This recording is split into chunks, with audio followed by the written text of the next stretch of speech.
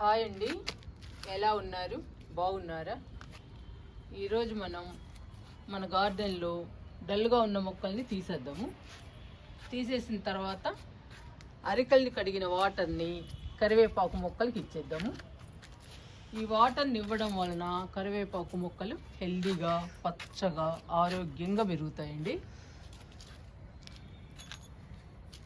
మనం బియ్యం కడిగిన వాటర్ని మొక్కలకి ఎలా ఇస్తామో అలాగే అరికల్ని కానీ, సాముల్ని కానీ, కొర్రల్ని కానీ, ఊదల్ని కానీ కడిగిన వాటర్ని మొక్కలకి ఇస్తే మొక్కలు హెల్దీగా, పచ్చగా పెరుగుతాయి.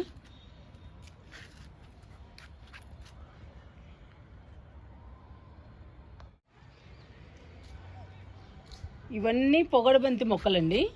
వీటిల్లో రకరకాల మొక్కలు మురిసాయి. ఈ పొగడబంతి కూడా డల్ అయిపోయింది. ఈ మొక్కలన్నీ మనం తీసేద్దాము. ఇలా డల్గా ఉన్న మొక్కలు మన గార్డెన్లో ఉంటే మన గార్డెన్ అందంగా ఉండదండి. మన గార్డెన్లో కూడా బాగుండవు ఈ మొక్కలు. డల్గా ఉన్న మొక్కల్ని ఎప్పటికప్పుడు మన గార్డెన్లో నుంచి తీసేయాలి.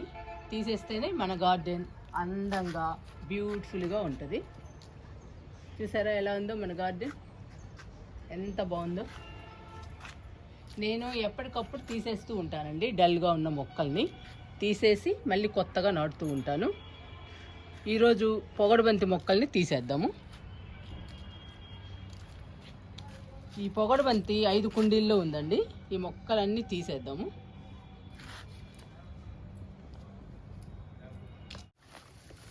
తీసేస్తున్నానండి మొక్కలన్నీ. సగం ఎండిపోయినాయి చూసారా. ఎండిపోయిన మొక్కల్ని ఎప్పటికప్పుడు తీసేయాలండి. తీసేస్తే మన గార్డెన్ అందంగా ఉంటుంది. ఇలా ఎండిపోయిన మొక్కలు ఉంటే మన గార్డెన్ చూడటానికి బాగుండదు. మనం ఎప్పటికప్పుడు తాజా మొక్కలు వేసుకుంటూ ఉండాలి.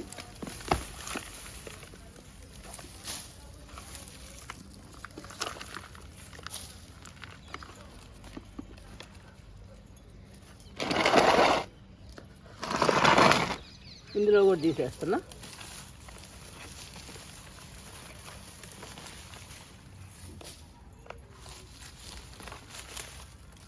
మళ్ళీ మనం కొత్తగా నాటుకోవాలండి మొక్కల్ని. ఇలా డల్ అయిన మొక్కల్ని తీసేసి అప్పుడు మన గార్డెన్ చూడటానికి చాలా బాగుంటుంది. మనకి కూడా గార్డెన్లోకి వస్తే హ్యాపీగా ఉంటుందండి, ప్రశాంతంగా.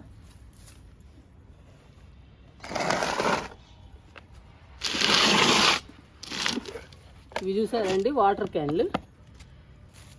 వాటర్ క్యాన్లో కూడా మొక్కలు వేసాను.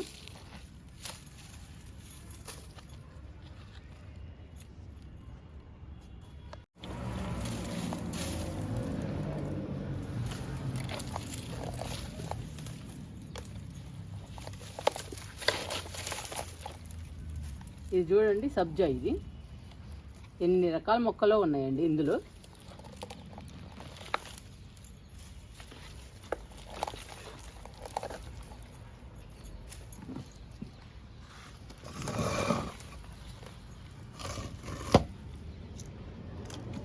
ఇందులో కూడా తీసేస్తున్నా.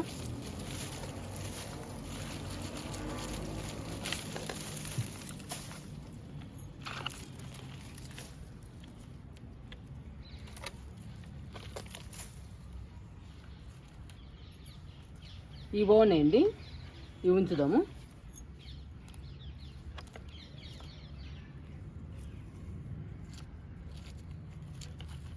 ఈ గడ్డంతా తీసేద్దాం.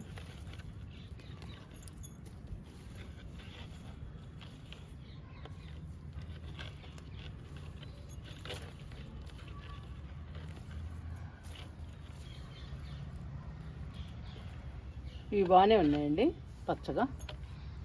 పచ్చగా ఉంటే మాత్రం ఉంచేయచ్చు. ఎండిపోయి డల్లుగా ఉంటే మాత్రం తీసేయాలండి, ఎప్పటికప్పుడు తీసేయాలి. ఇది ఒక్కటి ఉంచుతున్నాను, పొగడబంతి. చూడండి ఎలా ఉన్నాయో.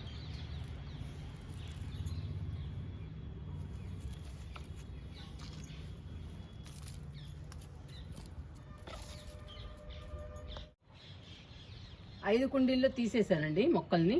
డల్గా ఉన్న మొక్కలన్నిటినీ తీసేసాను.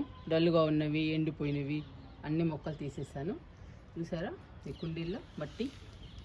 ఇది మళ్ళీ మనం కొత్త మట్టిగా తయారు చేసుకోవాలండి. ఈ మట్టిని కొత్త మట్టిగా తయారు చేసుకొని మళ్ళీ మనం మొక్కల్ని కానీ విత్తనాలను కానీ నాటుకోవాలి.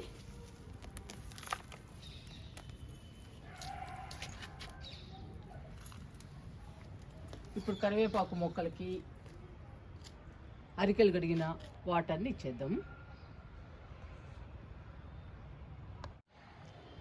కరివేపాకు మొక్కలకి అరికెల్ని గడిగిన వాటర్ని ఇచ్చేద్దాము. బియ్యం గడిగిన వాటర్ని కానీ అరికెలు గడిగిన వాటర్ని కానీ ఏ వాటర్ ఇచ్చినా కానీ కరివేపాకు బాగా పెరుగుతుందండి. బాగా పెరగాలంటే ఇలాంటి వాటర్ని ఇవ్వాలి. ఈరోజు నేను సిరిధాన్యాలు కడిగిన వాటర్ని ఇస్తున్నాను కరివేపాకు మొక్కలకి. అరికెలు, సాములు, ఓదలు, కొర్రలు వీటిని సిరిధాన్యాలు అంటారండి. ఇంగ్లీష్లో మిల్లెట్స్ అంటారు. ఈరోజు నేను అరికెలు గడిగిన వాటర్ని కరివేపాకు మొక్కలకి ఇస్తున్నాను. చూడండి, ఈ మొక్క కొంచెం డల్గా ఉంది. కరివేపాకు మొక్క, ఈ మొక్క హెల్దీగా ఉంది. ఇలా డల్గా ఉన్న మొక్కలకి మనం రైస్ వాటర్ కానీ ఇలా సిరిధాన్యాలు కడిగిన వాటర్ని కానీ ఏ వాటర్ ఇచ్చినా కానీ కరివేపాకు బాగా పెరుగుతుందండి. బాగా పెరగటమే కాదు, కరివేపాకు కూడా మంచి స్మెల్ వస్తుంది. ఇవి అరికలు కడిగిన వాటర్ అండి. కరివేపాకు మొక్కలకి మట్టిని కొంచెం లూజ్ చేసి వాటర్ ఇచ్చేద్దాము.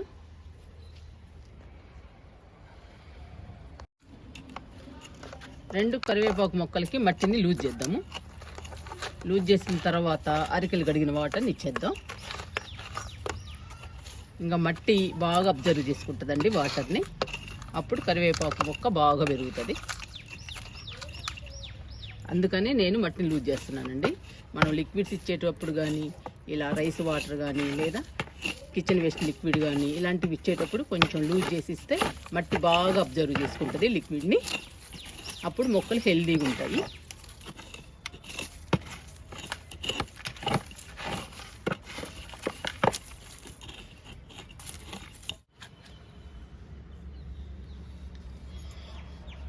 మా ఇంట్లో సిరిధాన్యాలు తింటూ ఉంటామండి. ఈరోజు అరికెల్ రైస్ అండి మా ఇంట్లో, అందుకని అరికెలు గడిగిన వాటర్ ఉన్నాయి. కరివేపాకు మొక్కలకి ఇస్తున్నాను అరికెలు గడిగిన వాటర్ని. ఈ అరికెలు గడిగిన వాటర్ కరివేపాకు మొక్కలకి ఇస్తే కరివేపాకు మొక్కలు హెల్దీగా పచ్చగా పెరుగుతాయి. మనం ఎంత కావాలన్నా కానీ కోసుకోవచ్చండి. కరివేపాకు అట్లా పెరుగుతుంది. ఇంక ఇచ్చేద్దామండి.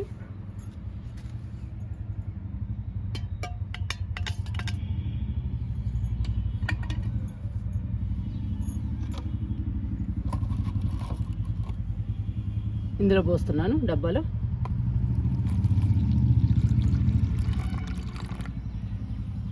ఆ మొక్కకు సగం ఈ మొక్కకు సగం ఇస్తున్నాను.